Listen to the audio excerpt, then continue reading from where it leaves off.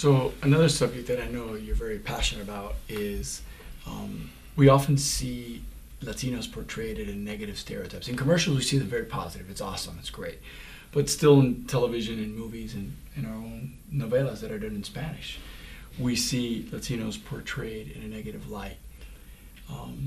How does that affect our reputation as a community, as Americans contributing to this economy? Well, first of all, I have to say that that is one of the most important issues. That's a pivot issue for those that want to capitalize on the market. Because turning a negative approach to a positive approach, there's plenty of examples, and I should name some companies that are already there and already doing it. But today in the U.S. marketplace, there's about 10 billion impressions made a week by entertainment media portraying all of us, right, who we are. However, when you look at Hispanics, Latinos, 90% of all portrayals tend to be negative, meaning gangbangers, drug dealers, people that ultimately end up going to jail, et cetera, et cetera. And the positive portrayals are, I'm Maria, the maid or nanny, and I'm Pablo, the jardinero, the gardener. And that's generally how it tends to be. If you look at TV shows, you won't see an Hispanic lead actor.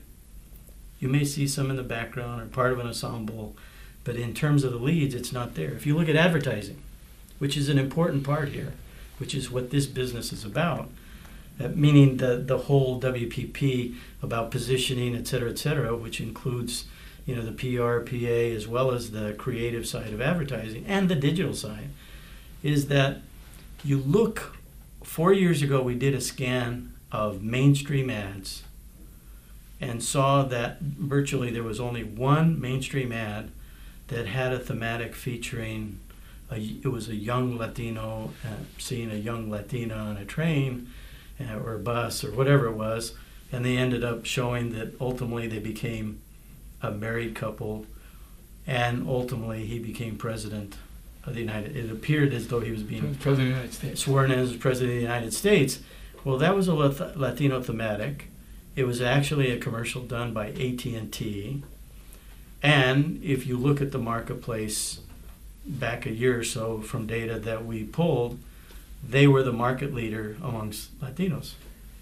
Duh. They get it. And so, it's not whether I could declare that they get it, but it sure helps in terms of when you think about share of market, when you think about a lot of things, of how you do it and how you don't cast people just in an ethnic context. But, it's mainstream. It's just part of the new mainstream.